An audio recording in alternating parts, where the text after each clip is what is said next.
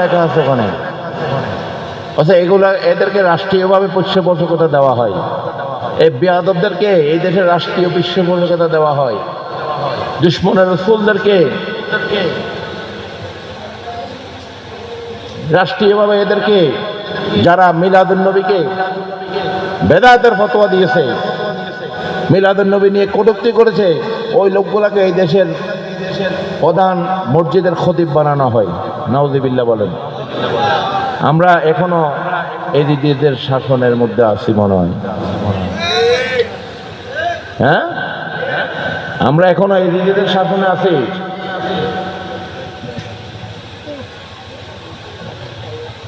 যারা আল্লাহ রাসূলের সামনে গোস্তাকি করে, বেয়াদবি করে, অথচ সরকার নিজেই ঈদ মিলাদুন নবী ছুটি দিছে, এটাকে স্বীকার করে।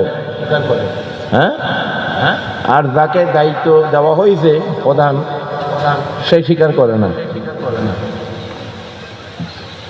তো এটা তো সরকারের লজ্জা পাওয়া উচিত যে আমার একজন নিয়োগ দিয়েছি, সে আমার কথা মানে না। ঠিক কিনা?